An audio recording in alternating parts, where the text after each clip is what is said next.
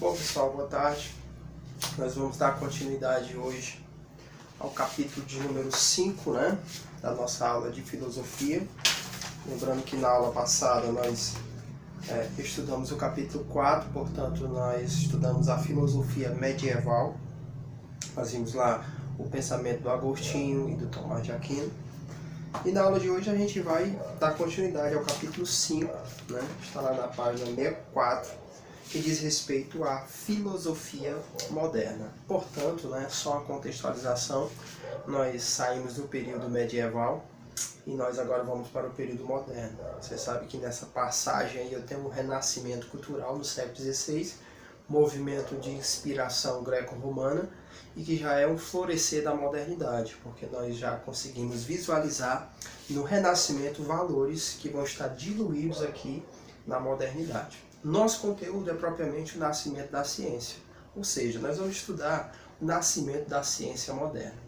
Por isso que é importante a gente compreender como o conhecimento até então era produzido, principalmente durante o período medieval na visão teocêntrica. Nós sabemos que a igreja tinha uma influência muito grande e o conhecimento era um conhecimento pautado na fé, na religiosidade. Portanto, não era um conhecimento pautado pela experiência, pela racionalidade no sentido moderno do termo, pela observação e pela mensuração, porque esses critérios vão fazer parte agora da filosofia moderna. Então nós estamos aí no nascimento da ciência propriamente no século XVII. Então o nosso modo, vou ver se a gente divide em duas aulas ou uma, mas nessa aula eu vou tentar explicar pelo menos esses principais tópicos. Então, nascimento da ciência está ali no século XVII. A gente pode iniciar falando da diferença entre o saber, quer dizer, o conhecimento na antiguidade e na modernidade. Há uma diferença enorme sobre como o homem produz conhecimento até a modernidade, quer dizer, até o século XVII, como o homem irá produzir conhecimento pós-século XVII. Principalmente a antiguidade, na antiguidade clássica. Nós temos uma espécie de conhecimento teórico. Isso é importante. O conhecimento na antiguidade é mais metafísico ou teórico, contemplativo, palavra, ou seja, o conhecimento é explicado por meio de esquemas racionais. O conhecimento é explicado por meio de abstrações, então é um conhecimento teórico. Então esse é o conhecimento na antiguidade e também no período medieval, principalmente com Agostinho. A proposta agora na modernidade não é mais um conhecimento teórico e abstrato, mas um conhecimento experimentável. Então aqui é uma mudança significativamente grande. Por quê? Porque até a modernidade, o conhecimento você então explica por meio de esquemas racionais, de forma idealista. E o conhecimento na modernidade agora você vai experimentar, ou seja, você então vai comprovar aquilo que você está afirmando. Às vezes o Enem trazia algumas questões apontando para o esquema do Copérnico e o esquema do Galileu, ou as formas de produção de conhecimento do Galileu e do Copérnico. Então você vê uma diferença aí enorme. Por quê? Porque o esquema do Galileu, como é um esquema e uma proposta moderna, ele experimenta, ele testa os conhecimentos. Então é importante a gente fazer essa diferenciação entre como o saber e o conhecimento era produzido na antiguidade e como o prazer e o conhecimento é produzido na modernidade. Então isso é importante para a gente fazer essa primeira diferenciação. Peguei o livro, vou dar um tempinho aí para você pegar o seu livro de filosofia.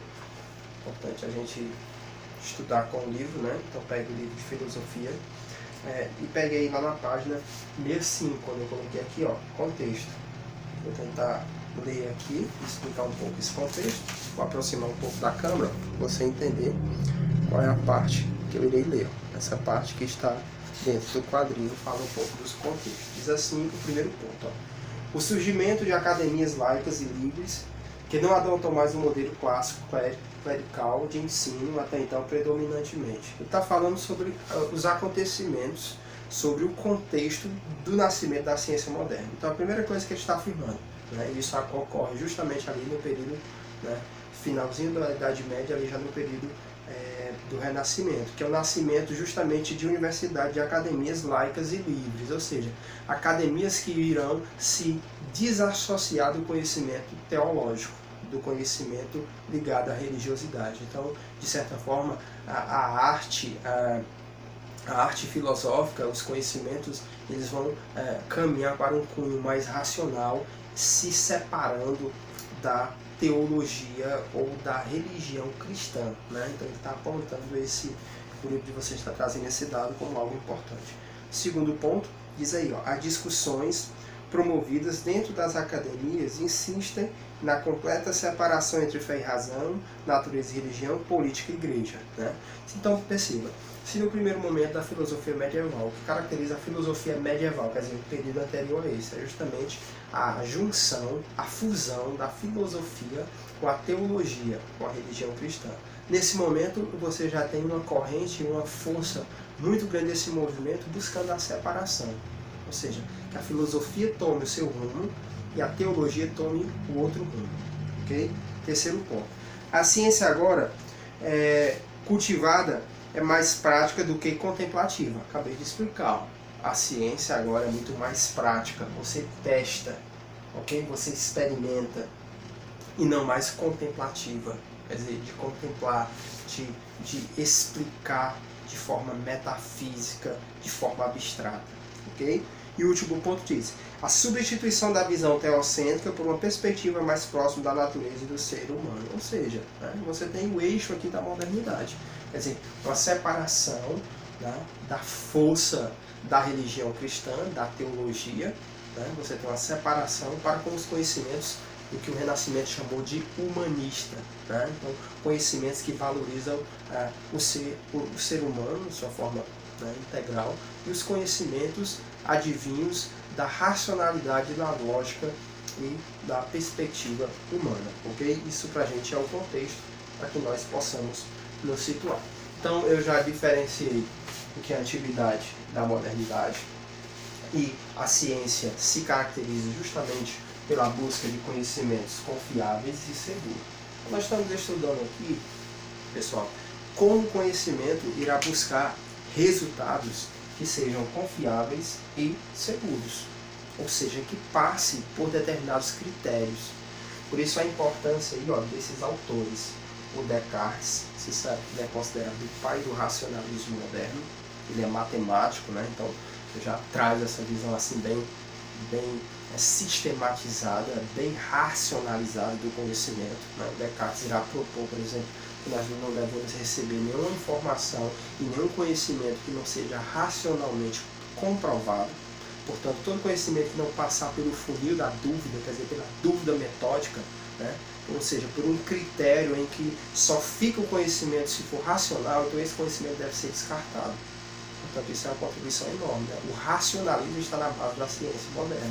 Quer dizer, todo conhecimento das ciências modernas, eles são racionais. Portanto, Descartes, nesse sentido, a sua contribuição é enorme para esse movimento. O Galileu, né? Esse aqui é importantíssimo, pessoal. O Galileu é um pai da ciência moderna, principalmente porque ele traz a questão da causa e efeito. Ó. Perceba que ele já traz aquela visão bem aristotélica, né? De que o conhecimento, de que as coisas da natureza elas funcionam de forma organizada, que para todo efeito existe uma causa, né? Então o que é a ciência? É justamente essa busca, né? Então você explica a chuva como? Né? Você explica a chuva é um fenômeno da natureza, então você consegue explicar justamente esse fenômeno, ou seja, o que causa a chuva. Então a ciência irá buscar essas regularidades, que é importante, porque a ciência ainda hoje busca a regularidade, ou seja, como as coisas acontecem e como elas se repetem. Então, essa é a proposta, por exemplo, do Galileu, de entender que as coisas funcionam mediante causa e efeito, e aí cabe à ciência encontrar justamente as causas, né? E avaliar como essas coisas se organizam e como elas acontecem.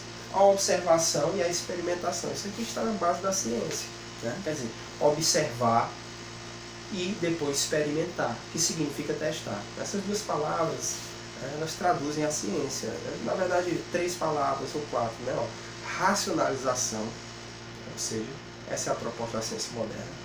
A experimentação, quer dizer, você testar, a observação, é você observar como as coisas ocorrem, e a matematização, né? A famosa questão do Galileu, que ele diz justamente isso, né? Que o universo está todo representado em figuras geométricas, triângulos, etc. E tal. Justamente, ou seja, você é capaz de buscar a verdade, de compreender como as coisas estão organizadas, ok? E a questão do Francis Bacon, que é a questão do método, né? E aí vou deixar aqui até a página 69, aí lá, página 69, tem lá a contribuição do Francis Bacon, a famosa frase ciência é poder, né? Porque ele entende que a ciência, nós vamos fazer 3 questões sobre isso, a ciência busca justamente interferir na natureza e controlar. Página 69, né? Tem aí esse quadrinho novamente, vou aproximar da câmera. Página 69, bem na parte inferior, tem vários números e fala justamente sobre o método proposto por Francis Bacon. Diz assim: devemos observar os fatos, perceba a base da ciência moderna, né? 2. Registrar cuidadosamente nossas observações, que é descrever. 3. Criar um volume de dados confiáveis, sendo que, para isso, é fundamental construir equipes de pesquisa. 4. Formar sociedades científicas ou centros especializados. 5. Deixar que os fatos falem por si, quer dizer, não conduzir nenhuma avaliação pessoal, quer dizer, você deve ser imparcial, né? Você sabe que essa é uma visão, inclusive, positivista, né? Ou seja, o positivismo vai se dar lá no século XIX, tem por base a ciência, ou seja, que cabe o cientista apenas em escrever as coisas, ele não tem influência sobre. 6. Detectar regularidades e extrair, se possível, os padrões que se repetem na natureza. A questão da regularidade, né? Ou seja, de como é que ele se repete, né? 7. Assinalar as conexões, causa e efeito. 8. Determinar as leis naturais, ou seja, as causas. Testar rigorosamente as hipóteses. Então, assim, o que o Francis Bacon está falando? Ele está falando a questão do método, né? Então, ele é lembrado por essa questão do método, ou seja, o que é método? É como fazer, ok? Como fazer a ciência e o conhecimento verdadeiro. Vou tentar responder aqui 2 questões. A primeira questão da página 72, peguei aí, 72, tem atividade, ó, primeira questão, diz assim. Página 72, questão 1. Leonardo da Vinci, artista, pensador e inventor, foi um dos responsáveis pelas mudanças profundas da cultura europeia a partir do Renascimento. Para ele, os que se limitam a imitar o que outros fazem em vez de aprenderem diretamente com a natureza, tornam-se netos e não filhos da natureza. Segundo ele, as ciências que começam e terminam na mente não possuem a verdade, porque nos discursos puramente mentais não ocorre a experiência, sem a qual nada oferece certeza de si mesmo. Né? Perceba que está fazendo uma crítica ao conhecimento contemplativo, quer dizer, conhecimento da antiguidade e até antes da modernidade. O enunciado diz assim: considerando essas afirmações, marca a alternativa que melhor apresenta a concepção de Leonardo da Vinci sobre o conhecimento e a arte. Nosso gabarito B diz: a observação e a experiência direta são indispensáveis para o conhecimento da natureza. Ou seja, a observação e a experimentação é a base da ciência moderna, né? Ok? Então, pessoal, essa é a nossa primeira aula aí sobre o nascimento da ciência, capítulo 5. Vou estar encaminhando para vocês via plataforma 5 questões e vocês aproveitem, ok? E façam as questões no livro. Depois eu envio o gabarito, as questões sobre o nascimento da ciência, viu? Façam aí, ó, as questões do capítulo 5. Façam as 5 questões da atividade. Ou seja, você não vai fazer as complementares. Se você quiser fazer, tudo bem. Mas faça pelo menos as 5 primeiras questões. Bom, as 5 primeiras questões da página 72, quer dizer, capítulo 5. Ok? Você faz de 1 até a 5 e resolve pra gente. Ok? Um abraço, até o próximo encontro.